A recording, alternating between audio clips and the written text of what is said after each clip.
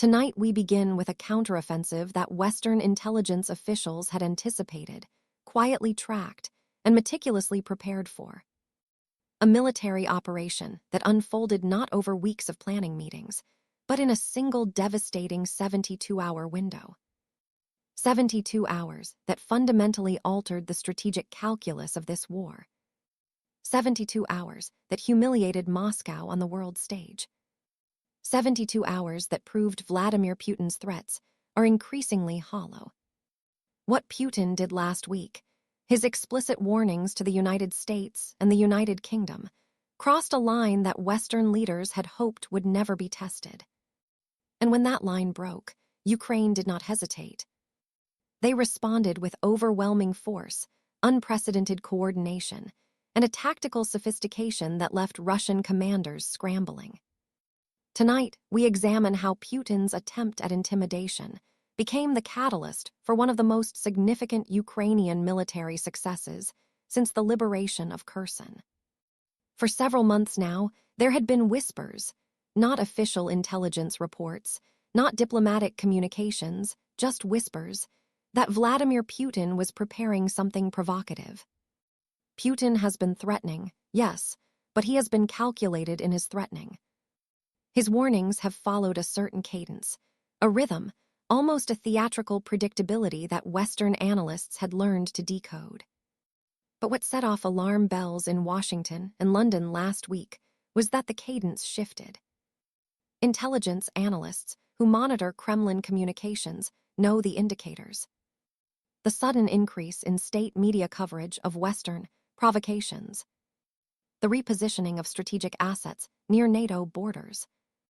The unusual frequency of Security Council meetings. The abrupt cancellation of diplomatic engagements.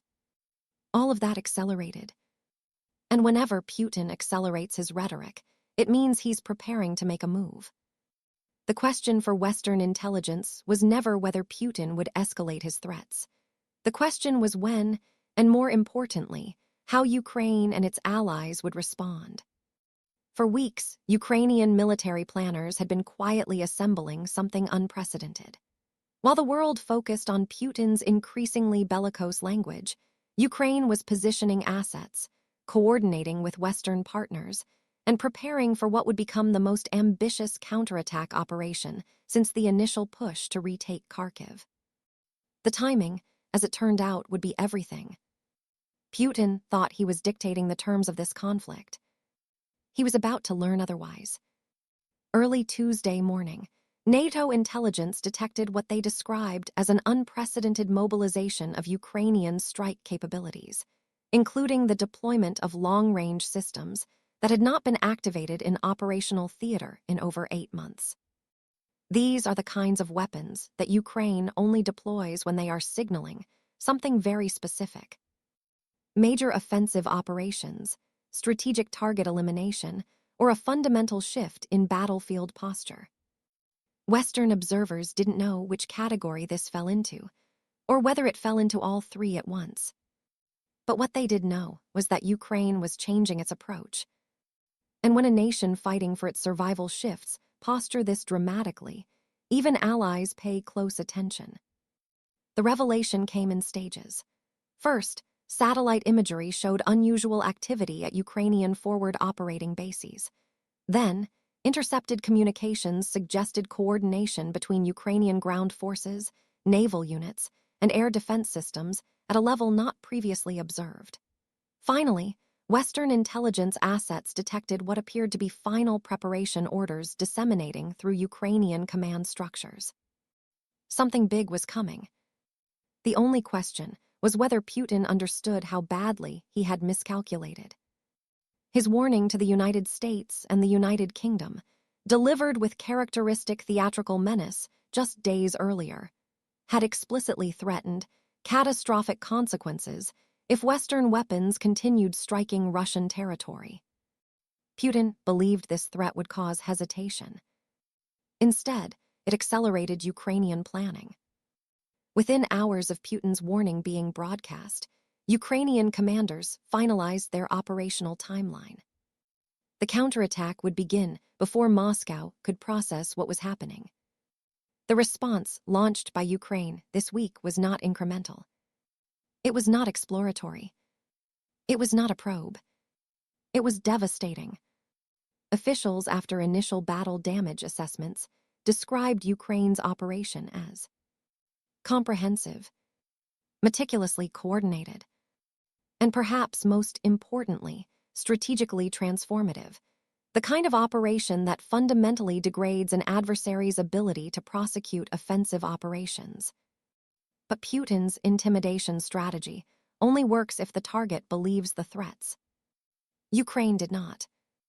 In fact, Ukraine's response this week was among the most ambitious military operations we've seen since this war began. Here's what we know. Within 36 hours of Putin's televised warning to Washington and London, Ukraine launched Operation Crimean Storm, a coordinated multi-domain assault targeting Russian military infrastructure across occupied Crimea and the southern front. These weren't the small-scale harassment strikes we've seen throughout this conflict. These were strategic operations using advanced cruise missiles, sophisticated naval drones, and precision-guided munitions, systems that Ukraine only deploys when they are preparing to fundamentally reshape the battlefield. The scale was extraordinary. The coordination was unprecedented. And the timing was deliberate, a direct response to Putin's attempt at nuclear blackmail. Ukrainian officials made no effort to disguise the connection. In a statement released hours after the first strikes, Ukraine's defense ministry noted simply, "Those who threaten us will find that our response is not diplomatic, it is military." The message to Moscow was unmistakable. Tonight, Ukrainian military officials confirmed that they launched precision strikes on at least 12 major Russian military installations, including the headquarters of Russia's Black Sea Fleet in Sevastopol, that had recently been reinforced for what analysts believe was preparation for renewed offensive operations against Odessa. Ukraine struck before Russia could activate those preparations. They hit the Saki military airbase, destroying an estimated 4 Su-30 fighter jets and damaging runway infrastructure that will take months to repair. They hit the Kerch Strait Bridge logistics hub, disrupting the primary supply route for Russian forces in Crimea. They hit command and control facilities in Dzhank that coordinated Russian operations across the entire southern theater. They hit ammunition depots, fuel storage facilities, and electronic warfare installations that were likely preparing to support a renewed Russian push toward the Zaporizhzhia nuclear plant. In other words, Ukraine targeted not individual assets, they targeted Russian operational capability. The infrastructure that would have made Putin's threatened escalation operational. This is what made Western warnings so significant. Putin's threat wasn't just rhetoric, it was preparation for action. It represented the kind of escalation that could have fundamentally changed this conflict if left unchallenged. And Ukraine, understanding that fully, responded with overwhelming force. Not recklessly, not impulsively, but strategically. They didn't strike Russian population centers. They didn't target civilian infrastructure. They hit military command nodes with surgical precision. They hit logistics networks that sustain Russian occupation. They hit the nervous system of Russian military operations in the south. Initial battle damage assessments suggest Ukraine achieved destruction rates exceeding 90% on primary targets, a level of operational success that stunned even Western military planners who had helped coordinate the attack. And here's where the story becomes even more significant. Intelligence analysts now believe that Putin's warning to the US and UK was designed to test the resolve of the Western alliance after months of political uncertainty in Washington and questions about continued European support. Putin wanted to see whether NATO would pressure Ukraine to scale back operations. Putin wanted to see whether the United Kingdom would distance itself from increasingly aggressive Ukrainian strikes. Putin wanted to see whether Western leaders would urge de-escalation at Ukraine's expense. But instead, the opposite happened. Washington didn't pressure Kyiv to stand down. London didn't retreat from its support. And Ukraine launched a counterattack that was so devastating, so comprehensive, that even hardened Kremlin officials noticed. You don't get Moscow's attention easily. But this week, Ukraine commanded it. Defense analysts speaking with MSNBC under anonymity described Putin's miscalculation as strategic blindness, a way of describing how authoritarian leaders become trapped by their own propaganda. Putin believed his threats would create hesitation. Instead, they created resolve. Ukraine proved this week that they remain both militarily capable and strategically sophisticated. Their strikes were not only effective, they were calibrated so precisely that they maximized military damage while minimizing any pretext for Russian escalation. That calibration matters because it shows extraordinary operational discipline. It shows that Ukraine is not merely reacting to Russian provocations. They are shaping the battlefield on their own terms. They are dictating the tempo of this conflict. And for the first time in months, Russia is being forced to respond rather than initiate. As reports continued coming in throughout the week, we learned more about the scale of Ukraine's historic counterattack. Ukrainian naval drone units carried out coordinated strikes against Russian naval vessels in Sevastopol harbor, reportedly damaging or destroying at least 2 patrol boats and forcing the evacuation of the fleet's command ship. Ukrainian special operations forces targeted a Russian air defense installation near Yevpatoria that had been significantly upgraded in the last 60 days. Equipment designed to protect Crimea from exactly the kind of strikes Ukraine launched this week.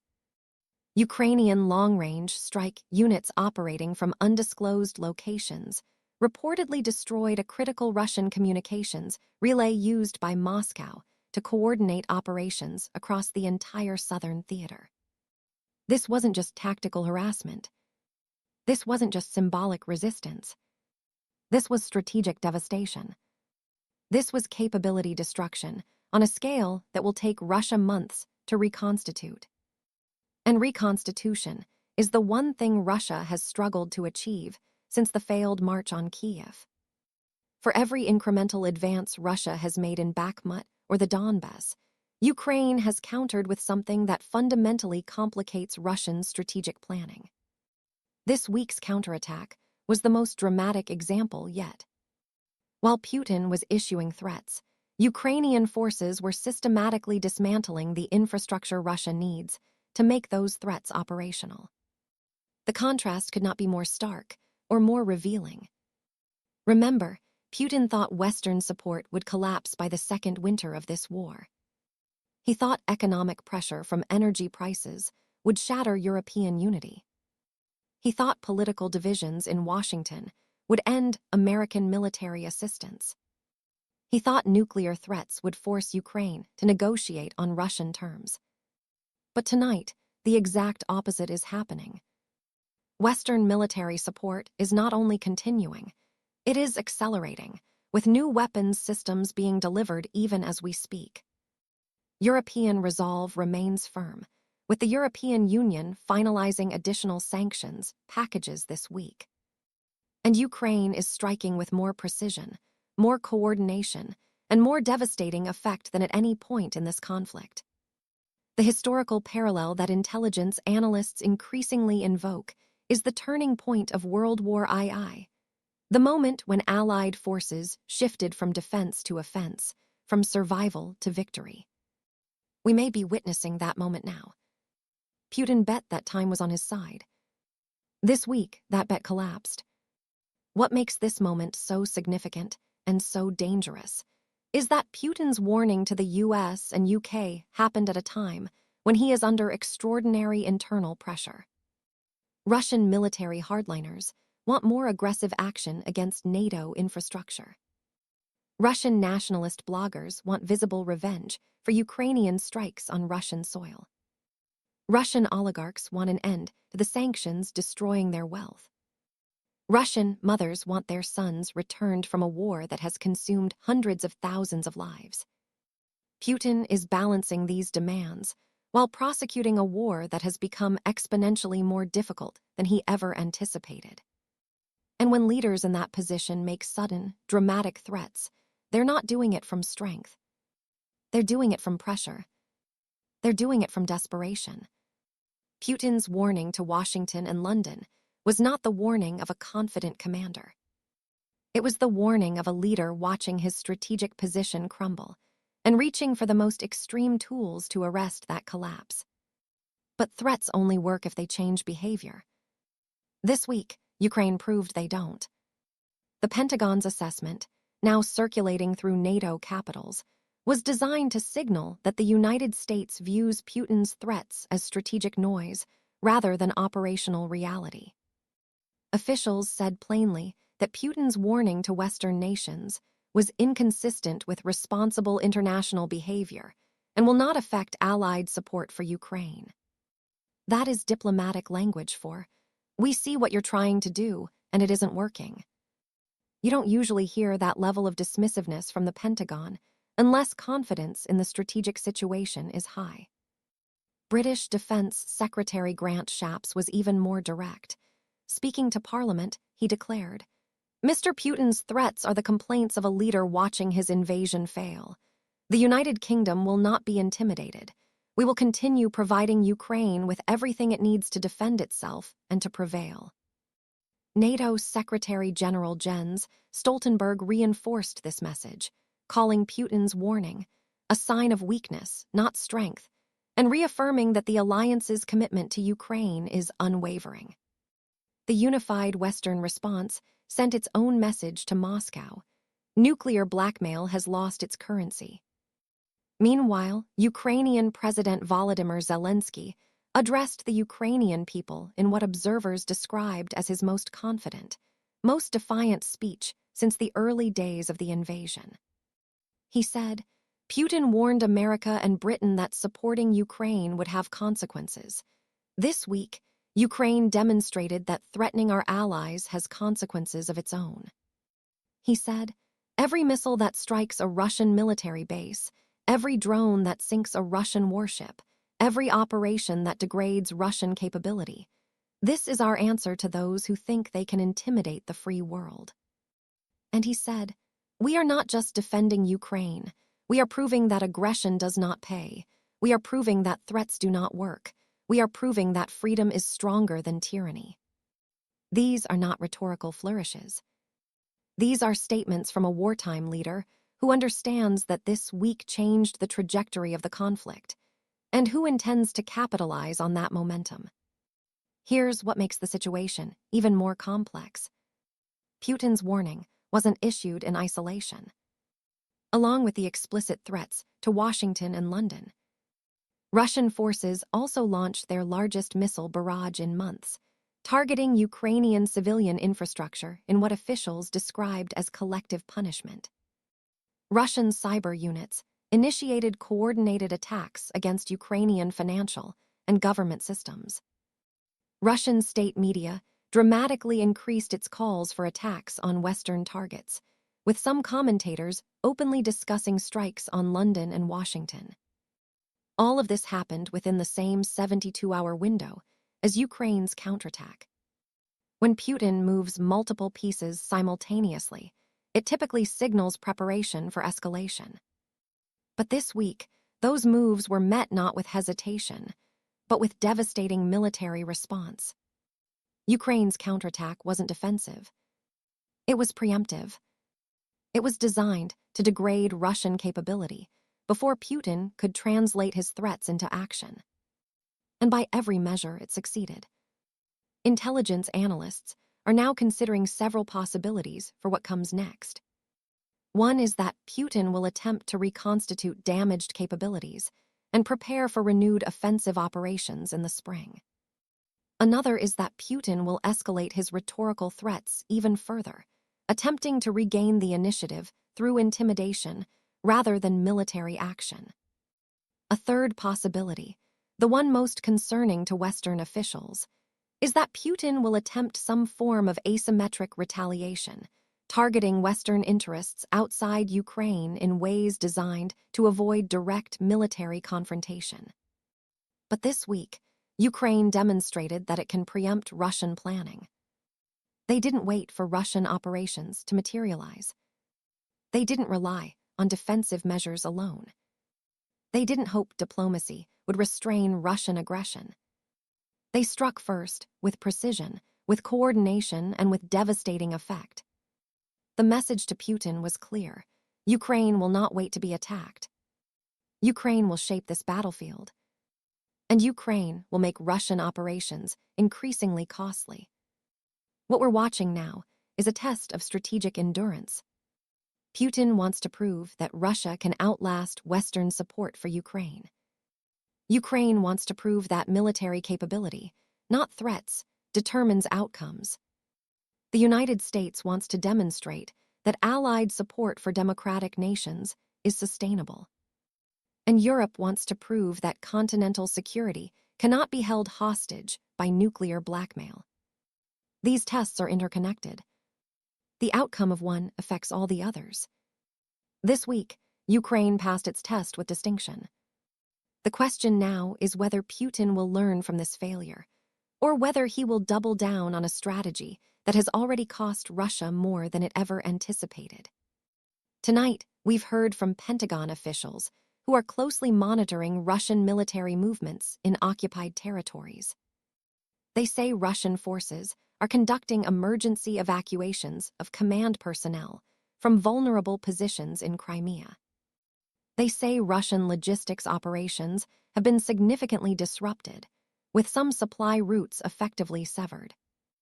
And they say Putin's decision to threaten Washington and London was likely part of a broader intimidation strategy intended to create diplomatic pressure on Ukraine, a strategy that has now catastrophically backfired.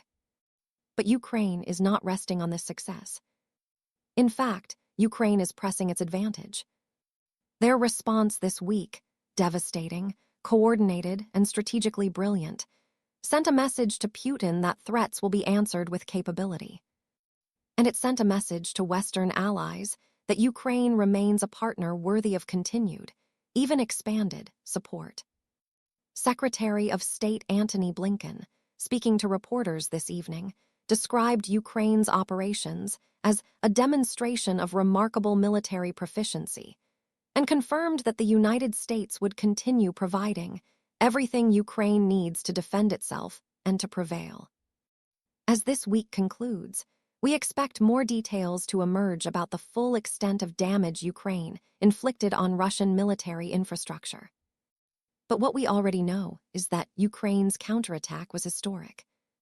It demonstrated that Ukrainian forces can conduct complex, multi-domain operations at scale. It proved that Western weapons systems are being used with extraordinary effectiveness. And it showed that Putin's threats, no matter how dramatic, will not deter Ukraine or its allies. What happens next will depend on how Putin responds to this humiliation. If he retreats from his aggressive posture, this moment will be remembered as the turning point of the war, the moment intimidation finally failed. If he escalates further, Ukraine and its Western partners have already demonstrated they are prepared. They have shown they are ready to respond. They have shown that capability, not rhetoric, determines outcomes in this conflict. And tonight, for the first time since this war began, Vladimir Putin appears to be genuinely uncertain. The Kremlin is quiet. Too quiet. And when Putin is quiet, it means he is reassessing. It means he is recalculating his options. Because this week, Putin learned something that should have been obvious from the beginning. Threats are not strategy. Intimidation is not strength. And Ukraine will not be bullied into submission. This story is far from over. But tonight, one thing is absolutely clear. Putin's warning to the United States and the United Kingdom backfired spectacularly. Ukraine's counterattack was historic and devastating. And the trajectory of this war has fundamentally shifted. And we will be here, watching every development as this remarkable story continues to unfold.